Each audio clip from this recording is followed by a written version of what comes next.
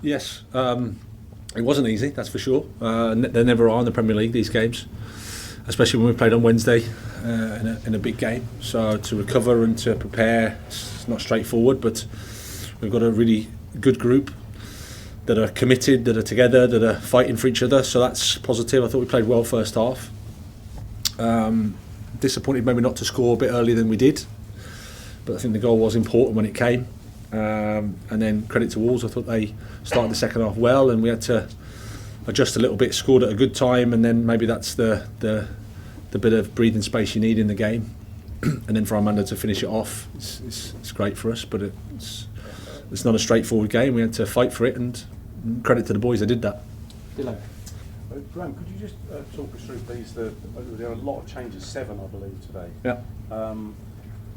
I kind of get what you're thinking, but could you just talk us through that, please? I mean, particularly seeing Aubameyang 2 goals in 2 games and then to not play was surprising, but you've obviously got a thinking behind that. Yeah, so Thiago's had a heavy cold start the week and played Milan, but obviously 2 days to recover is really short for him, so we didn't want to take the chance there. Ben Chilwell's 3 games in a week, recovering from an ACL injury. That's not the smartest thing to do, to put him out, especially when we've got Marc Cucurella. Reece James had a dead leg that wasn't fully recovered yesterday, so we had to give him a bit extra time, use him at the back end of the game rather than the start. Obviously we missed Wesley. Mateo Kovacic again, 3 games in a week. He's been nursing a knee problem, so again we can use the group in terms of Georgie and Ruben. Raheem's just had a load of football. His load's massive, so we thought that it would be good for him to have a breather and maybe help us at the back of the game if we needed to. And pretty much the similar with Auba, even though he's in a great moment. It's a tricky one because forwards rely on rhythm, but at the same time he hasn't had that much football previous to coming here, and with his injury, etc., and again just the amount of football that he has to play.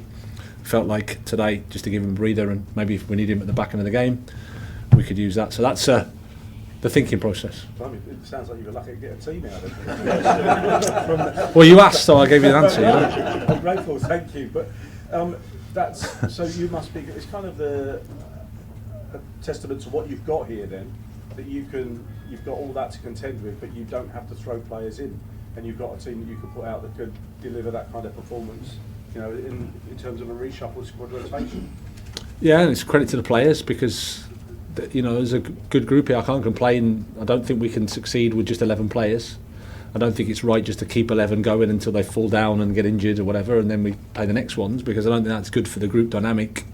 At the same time, I'm conscious that if we lose the game today, you're going to come with me with the Aubameyang. Why did you not play Aubameyang? That's how it is. But as long as the reason's there, as long as I know in my head why we made the decision, then somebody's got to take it.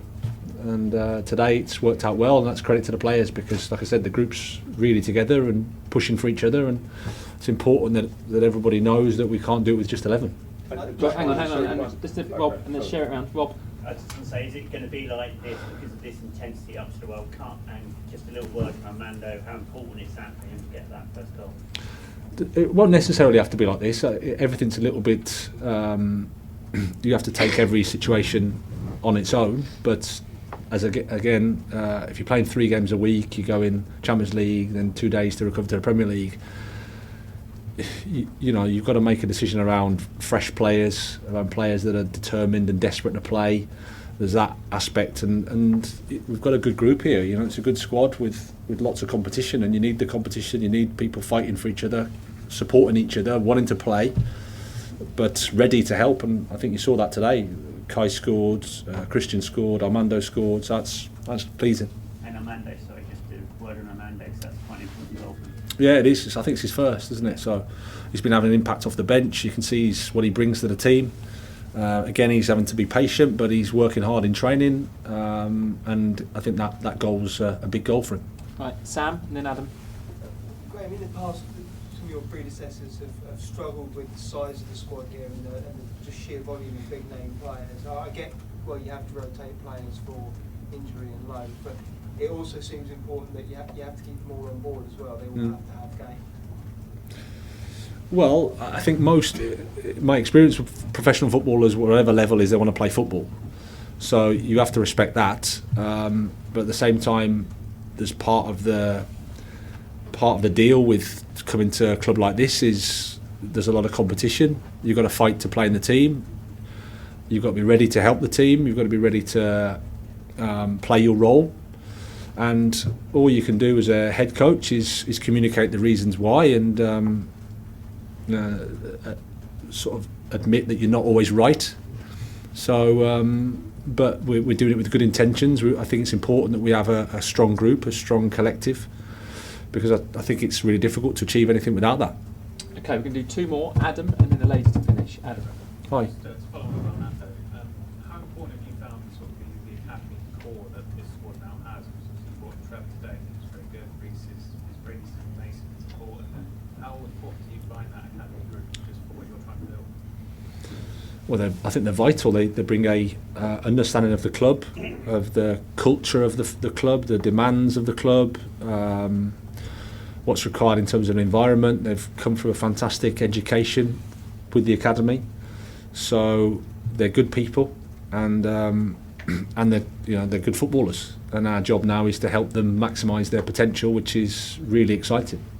Okay, last one before we do Mondays. Hi. With the injuries in midfield and contracts running down, are we going to see any midfielders come in during the transfer period? Oh, I've not thought about the transfer window. Thanks for reminding me of that. I've been busy with 3 matches in a week, but my answer with always is any club has to be when the window's open, looking for options and looking for how they can improve.